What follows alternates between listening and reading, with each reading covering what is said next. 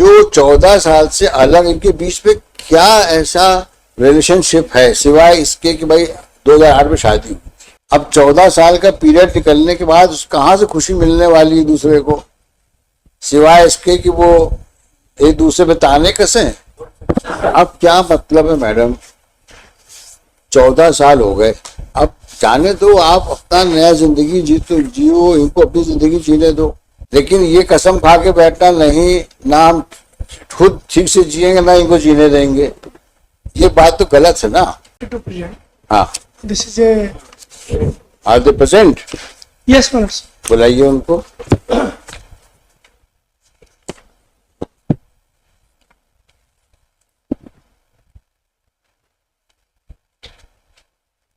You are for husband I am for appellant. and he is for respondent, wife. So have they decided to? Yes, sir. You have come against the refusal through grant decree of divorce. Your Lordship. Decree was sought on which ground? So many years matters have gone and there is no possibility. How many years?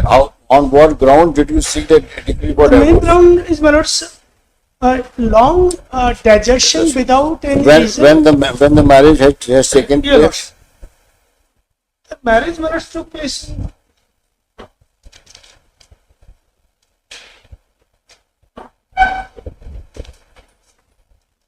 22nd November 2008 matters. 22nd November 2008. All right.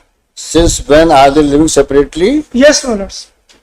But Since when? since the date of marriage, just barring 3 months only. They lived together only for 3 months. Thereafter, they never lived together.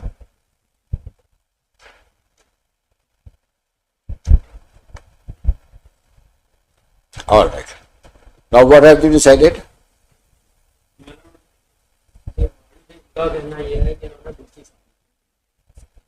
आप क्या, 2008 में शादी हुई, 2011 में इन्होंने दूसरी शादी। अब आपको क्या चाहिए बताएं आप।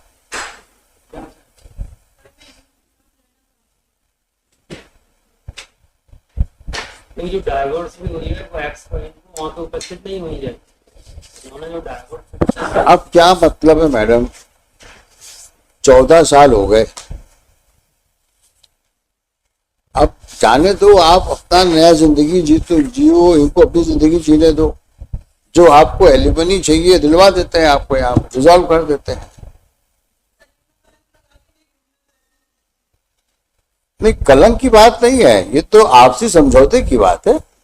कलंक क्या है इसमें? अब आप खुद सोचो, 2008, आज 2022 आ गया, 14 साल तो हो गए आपको। अब कहा का कलंक, ये तो जिद वाली बात है। But this baby, I don't know, we do not know whether he has married. ये आपके एलिगेशंस हैं, ये रिवर्ट भी करेंगे उस चीज को, जैसा we do not know, but we are always look out for a chance to ensure that parties settle down. After all, both of you should lead a happy life. अच्छी जिंदगी जियो। लेकिन ये कसम खा के बैठना नहीं, ना हम खुद ठीक से जिएंगे ना इनको जीने देंगे, ये बात तो गलत है ना। अब जो हो गया सो हो गया, क्या करोगे उसके लिए? 14 साल तक सब चल रहा है। क्वेश्चन ओनली इज, शादी भी कर लिए। क्वेश्चन हियर इज, क्वेश्चन, कोई बात नहीं, हम उन एलिगेशंस पे जा ही नहीं रहे हैं, उसका कोई एंड ही नहीं है। 4 बार आप कुछ बोलोगे, 4 बार ये कुछ बोलेंगे और अल्टीमेटली मुकदमा बढ़ जाएगा। आज की तारीख में इसमें नाराज होने की जरूरत नहीं है, इसमें ठंडे दिमाग से सोचने की जरूरत है। 14 साल बाद तुम्हें क्या मिलेगा इस आदमी के साथ में? जो आदमी, अभी इसको, इसी को तो बोला जाता है साथ 1-2 महीने से ऊपर रहे नहीं, तुम 14 साल से अलग रह रहे हो।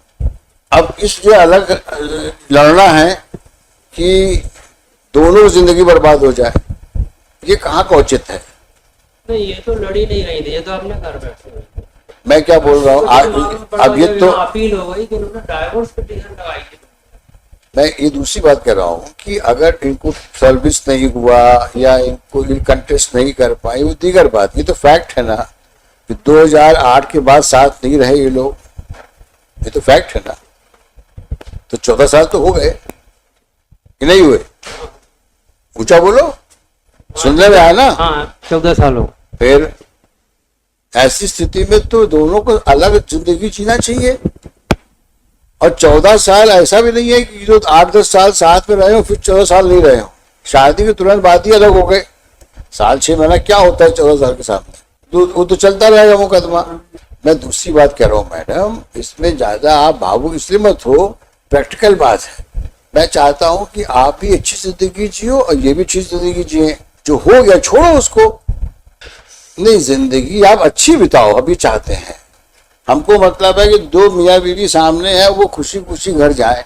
अब 14 साल का पीरियड निकलने के बाद कहाँ से खुशी मिलने वाली है दूसरे को, सिवाय इसके कि वो एक दूसरे पे ताने कसें, एक दूसरे के खिलाफ में बोलें और समाज में अपनी हंसी उड़वाएं।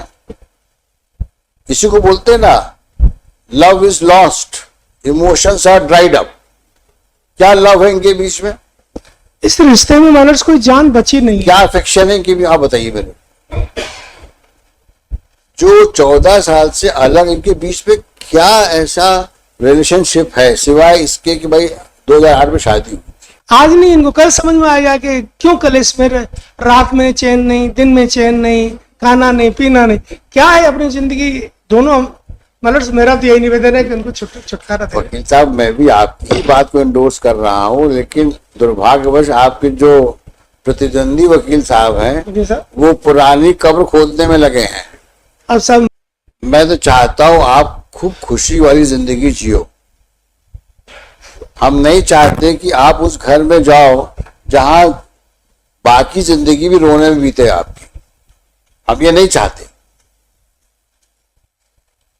ईश्वर की कृपा से आप दोनों स्वस्थ हो, अपना जीवन जियोगे तो उसमें जीवन में और रास्ते मिलेंगे जिंदगी को और अच्छा करने के लिए। लेकिन उसी पे आप जिद करके बैठे रहोगे तो कुछ नहीं मिलेगा आपको। Call out on 8th of September. The appellant and respondent shall remain present on the list. 8th of September. Live Bihar YouTube पर सब्सक्राइब और फेसबुक पर लाइक जरूर करें।